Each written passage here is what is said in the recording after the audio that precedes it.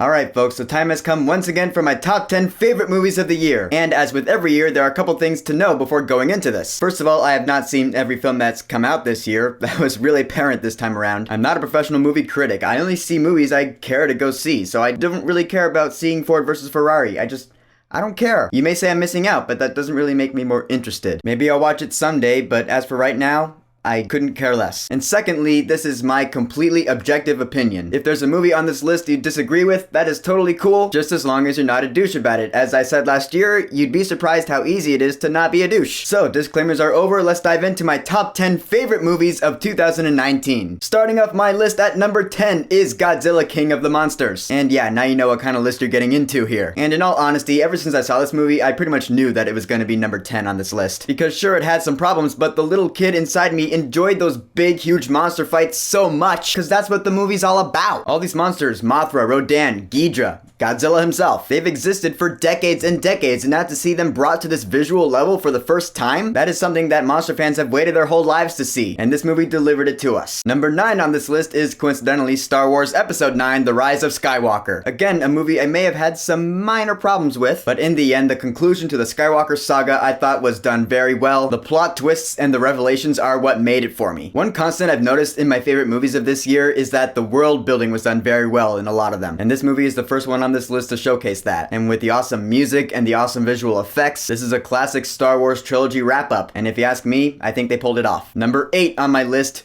Us by Jordan Peele. Yes, Jordan Peele's follow-up to Get Out really impressed me. Just the concept of the movie alone, a family meeting doppelgangers of themselves that are like evil, twisted versions of themselves. I just found that so intriguing. Another movie with some good plot twists in there. A great musical score that sounds like Coraline's score, which is one of my favorite scores of all time. The symbolism was used really well in this movie. This was the movie that made me go, yeah, Jordan Peele is a force to be reckoned with, and I really can't wait to see what he does next. Coming in at number 7 on my top 10 favorite movies of the year, Frozen 2. Yes, it did make it onto my list. Alright, there is a person who lives in the house I live in right now who works in visual effects, so since that person is part of an entertainment guild, we get movie awards screeners in the mail, and I'll just say I've been watching Frozen 2 pretty much every day since we got it in the mail. Okay, not every single day, but like, I'll put it on at night on my computer as I drift off to sleep. Another movie with great world building, the soundtrack, which I am still obsessively listening to. I love Anna, I love Elsa, I love the story, I love the revelations, and I've gotten over the Lost in the Woods sequence by now. I can have fun with it, kinda. Point is, I love this movie,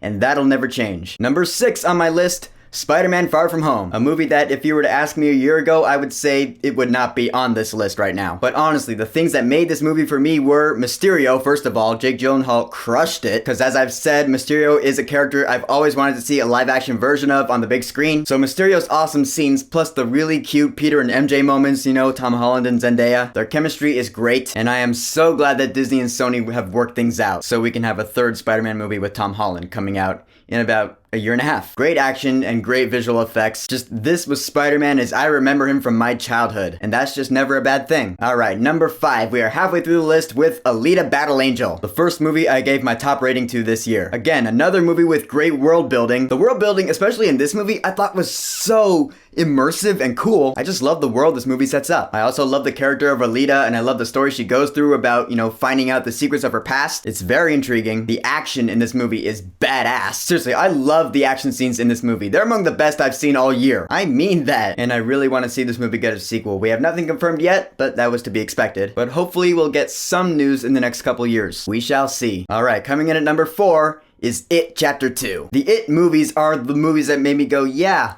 horror movies? They're okay to watch. They brought me out of my shell. Because most good horror movies are not about being scary for the sake of being scary. They're about fleshed out characters who are just going through scary shit. And when you have a group of characters that is so relatable, with such great chemistry and humor, that makes you feel attached to them. So when they're going through scary shit, you're scared for them. And that to me is what the It movies did, especially It Chapter 2. Number 3 on my list is Rocket Man. Yeah, of course the biopic about one of my favorite musicians of all time, Elton John, is gonna be high on my list. Because Taron Egerton played him so well. He's got a great voice. Who knew about that? As I said in my review of this movie, Elton John represents hope to me, and this movie illustrated that perfectly because it shows his downward spiral, of depression and drugs and all of that crap. But he told himself, he's like, I'm not gonna end up like this. And he came out the other side stronger than he ever has been. That to me is just such a powerful message that I will never forget, and I will never forget this movie. Plus, Elton John, the music. It's just awesome. Alright, number 2 and number 1 are actually pretty close to each other. In fact, they might both be my favorite movie of the year, neither of which I think will surprise you, but I guess I like one of them a little more than the other. Number 2 is Joker. This movie just really blew my socks off. It's not really a comic book movie like we've seen before. It's not lighthearted action, it's a really heavy, serious drama about a man, Arthur Fleck, who just gets dragged through a river of shit. It has relevant social commentary woven into the story. The score is one of my favorite scores of the year, but of course, in all honesty, Joaquin Phoenix is what made the movie for me and probably everyone else. I'm serious, if he does not get at least nominated for an Oscar for Best Lead Actor, then I'm just gonna be really sad and disappointed. Because in my opinion, he gave the best performance of the year. Joker was intense, it was real, it made you really feel for the character, and I just love it for that. Alright, number 1, here we are at the top of the list.